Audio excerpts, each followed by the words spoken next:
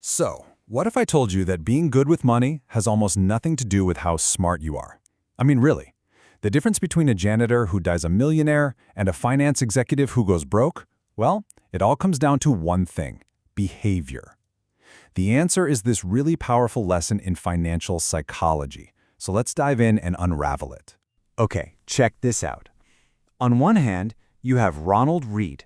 He was a janitor, a gas station attendant his whole life, and he died with a secret $8 million fortune. Then, on the other hand, you've got Richard Fuscone, a Harvard-educated finance exec who went bankrupt. How is that even possible? It's kind of the central mystery we're going to solve today. And this quote from the author, Morgan Housel, just hits the nail on the head. It's not about these complex formulas or some genius-level IQ. It's all about psychology, your habits, your mindset. And you know what? Understanding this is the real key to mastering your financial life. All right, so let's jump into our first big insight. We have to redefine what wealth actually is. And I'm telling you, it is not what you see on the surface. You know how it is. We see someone driving a $100,000 car and we think, wow, they're rich. But what we're actually seeing is $100,000 they don't have anymore. We're seeing their spending. Real wealth, that's what's left over. It's the money you don't spend. It's the income you save and invest working for you behind the scenes. In other words, true wealth is what you don't see. So, if wealth is all this hidden stuff, what's the engine that makes it grow? I mean, what is the single most powerful force in all of finance? The answer is so simple, it's almost deceptive. It's time. It's not about how much you invest, it's about for how long you invest. Get this, if you invest just $1 a day from age 20 to 30 and then stop completely, you can end up with more money than someone who invests that same dollar a day for 35 years but doesn't start until they're 30.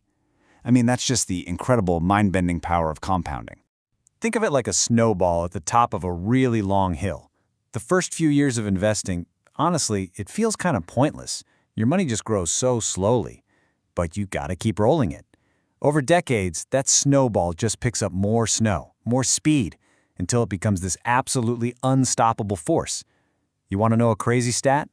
99% of Warren Buffett's wealth came after his 50th birthday. Why?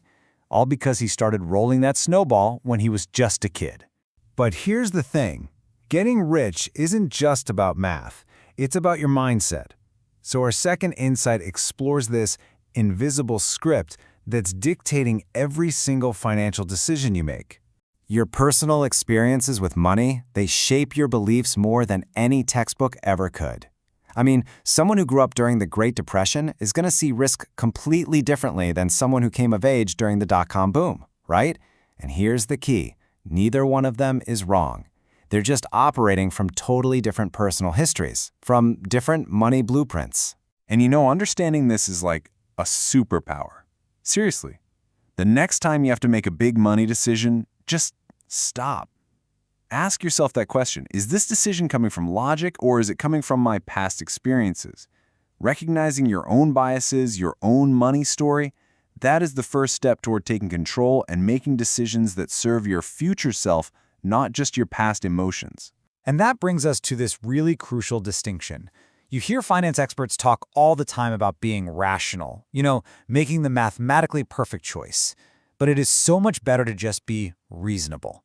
The best financial plan isn't the one with the highest possible return on a spreadsheet. It's the one you can actually stick with, the one that lets you sleep at night. That's how you stay in the game long enough for that compounding snowball to do its magic. So we've covered what wealth is, how our minds shape our behavior. But what's the whole point of it all? Well, our third insight reveals the true purpose of money, and it's a big one.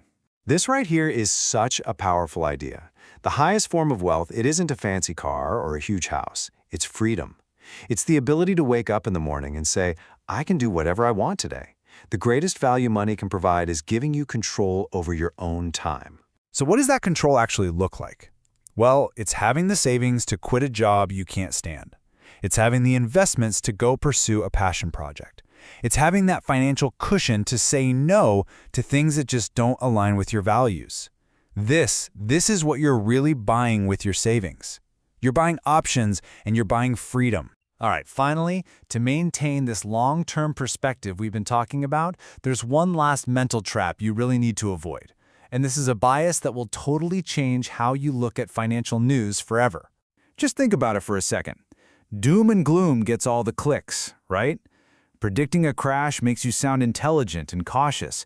But the data shows, over the long run, optimism wins.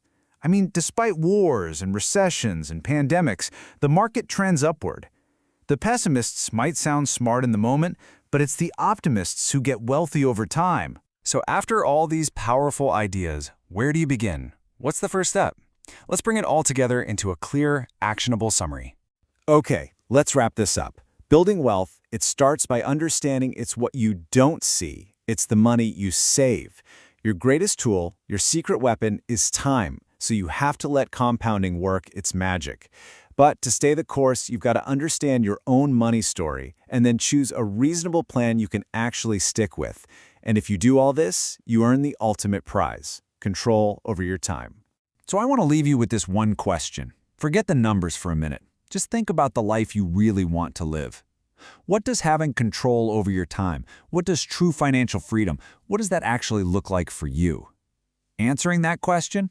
Well, that's the first and most important step on your entire journey.